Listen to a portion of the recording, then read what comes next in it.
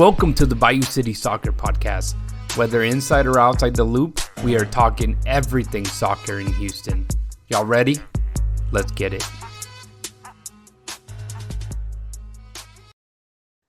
Welcome into a special episode of the Bayou City Soccer Podcast. We're pleased to be joined today by Houston Dynamo 2 interim head coach Jeremy Hurdle. Jeremy, how's it going? It's great, guys. Thanks for having me.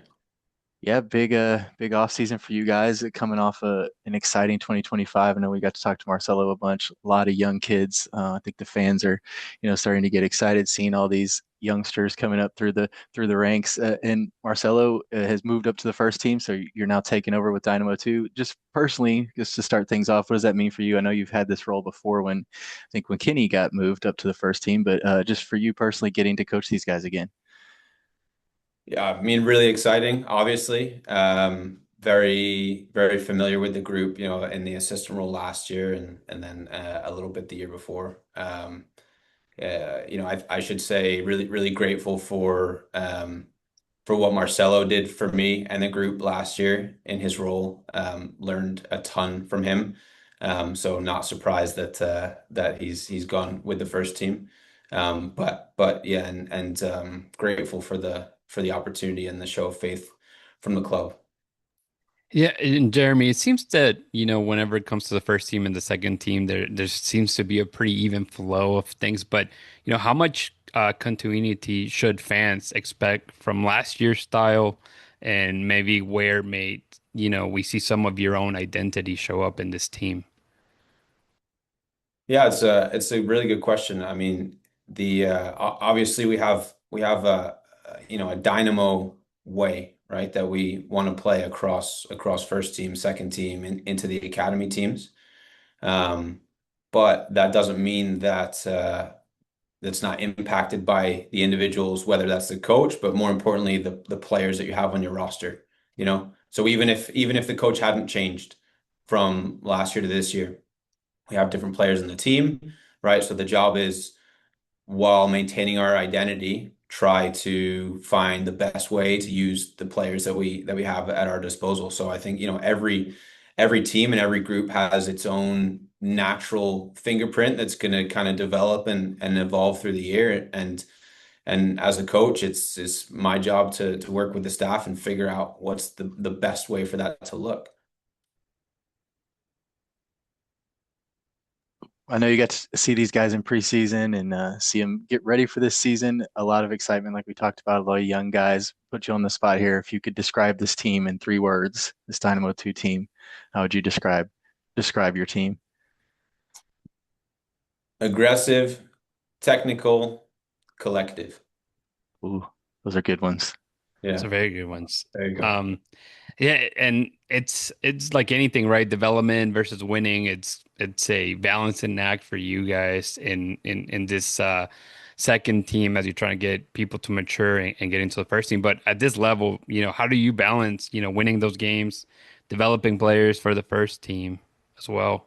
And I guess a two-parter here. What does success look like for you this year?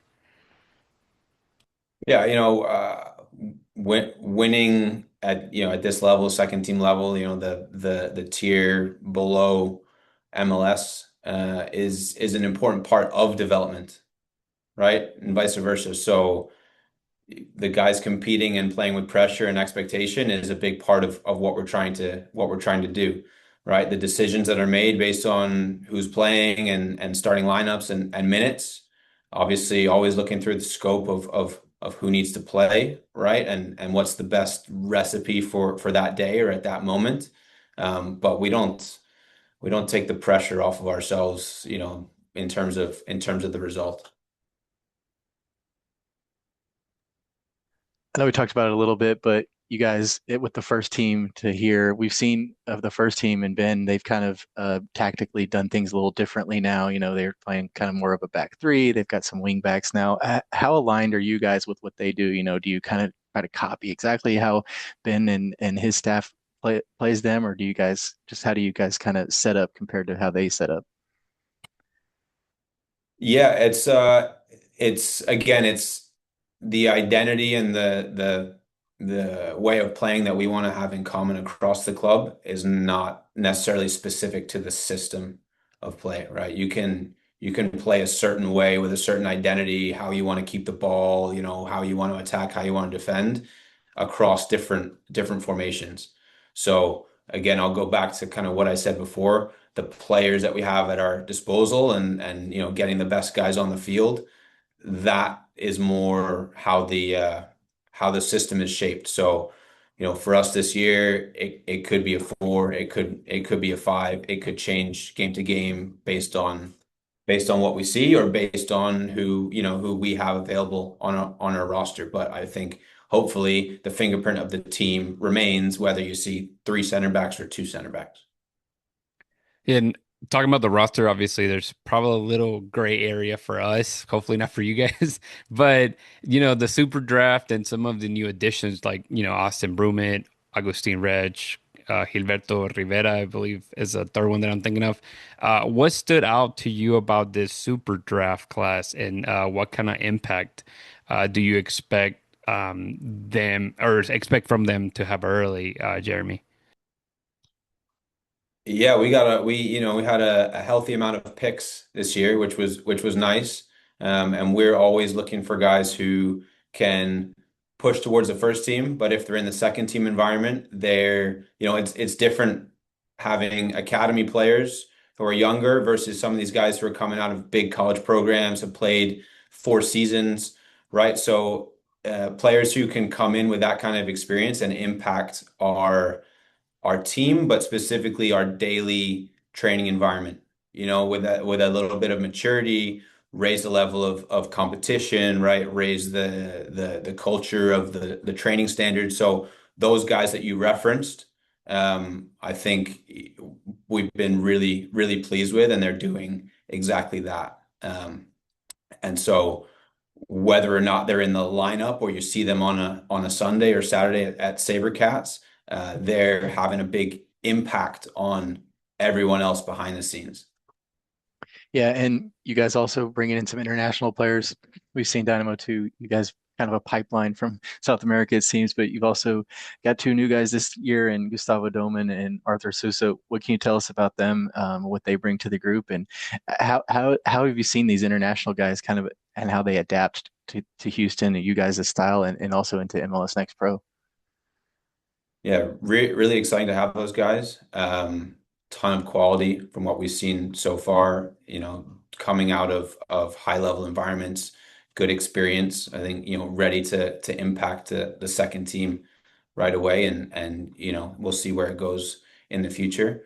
Like you said, we're used to having guys, specifically South America, Central America, come in to our group. And so the culture of our group and the leadership of our group and the guys who are already here is so important for that. I think it can be difficult in the second team space. You have some different groups of guys that, some of them live together, some of them are still in school, right? All that kind of stuff. That's a challenge, and there's so much player movement every day, every week with a training group. It's a very dynamic space.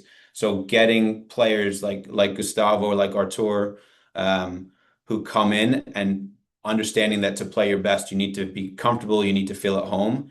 A lot of that is on, our leaders in the group, the culture of the group, how we act every day, making sure those guys feel welcome and part of the team. And I think that's a big focus for me is bringing the group as close as possible, knowing that we're in the space that we're in. And you mentioned a little bit as well, but that local pathway, that youth movement here in Houston, I know that that's something that you probably hear a lot of, Houstonians kind of coming through the academy and eventually getting to the first team. But you bring in somebody like D'Alessandro Herrera, who's obviously Houstonian native, and I think right now the big talk is obviously Matthew Arana. There's a lot of excitement with the 15-year-old. What have you seen from him and from D'Alessandro as well? That suggests, hey, these are guys that have top flight potential. Yeah, we're really proud of what Arana's done, of course. Hopefully it's just the beginning. But you could see, in the second half of last season when first he was training in the second team and then he was getting minutes off the bench and then he was starting games. you can see his quality easily. The thing that I think we learned more about and that he's continued to show so far this preseason in with the first team is the maturity of his, his ability to go in different environments, go in environments that may be too much pressure for other guys his age or too fast, and just kind of be able to adapt and keep his head on his shoulders like that. So he's a great example and a great kind of beacon for a lot of these guys who are pushing through, who want to be the next one, right, to try to get there. And then with D'Lo, that's a different story, right? But also someone who's come through the academy, stayed local, had a really good college career, would come and train with us sometimes in the summer. We know a ton about him. He's already played in the second team when he was much younger. He's developed well in college, and again, it's a talented player. It's also someone with really applicable experience who understands how this space works, who can help maybe mentor some other guys, and he's going to have a good impact for us on the field. He's looked really good so far. He's versatile as well, and he's an awesome guy to have in the group. East Houston Dynamo 2 interim head coach Jeremy Hurdle. Jeremy, before we let you go, I know big weekend for you guys. Season getting underway for Houston Dynamo 2. You guys will be at home, SaberCat Stadium, hosting the Colorado Rapids 2. Tickets are free, so make sure everyone comes out, checks out the team. But we talked about it a little bit. You guys have been in preseason. You've seen this team kind of coming together. How close is this group? How do you feel about this group going into this first game? Do you feel like you guys have a set kind of lineup ready? Just what can you tell us about this team heading into the opener? Yeah, we've played 5 preseason games. I think we've gotten better in each one, which is it's obviously the goal. You're getting fitter, you're spending more time together. Um, Put together some really good stuff for a big portion of the game last weekend against San Antonio, a good team, a USL level team. So we're ready. Preseason is preseason, right? We're excited to get going and challenge ourselves in a competitive game, but the team looks good. There's talent out there for sure. Some of the young guys are a year older that will be familiar with them from last year, but a year makes a big difference when you're 16, 17 years old. So I think everyone here is excited about what we have and just trying to fit the guys together in the best way. Yeah, big one on Saturday, Sunday, SaberCat Stadium, 6 p.m. You guys will be out there. We'll be out there. Make sure you guys come out, check it out. Jeremy, if you have a message for the fans out there, I know we tell them come on out, but if you have a message for them, what they can expect from this Dynamo 2 team. I know we get a lot of comments and questions from people like, "Where's the future of Houston soccer?" Here it is, right? So what can you tell the fans? Well, yeah, I mean, come see some of the guys for the future. There's some guys who are really close, really knocking on the door for the first team. There's some guys who are definitely going to get you up out of your seat, and having fans there obviously pushes us towards result, but also it's important for these guys to feel their responsibility and play in front of the fans. So fans can be a part of that development process as well, and it's a great place to catch a game on a Sunday night with a free ticket. So looking forward to seeing everyone out there and having a good environment for our home games this season. You can't be free. So yeah, get on out there, SaberCat Stadium, check it out. He is Houston Dynamo 2 interim head coach Jeremy Hurdle. Jeremy, we always appreciate the time. Best of luck this season. We'll talk to you again real soon. Thanks, guys. Appreciate it.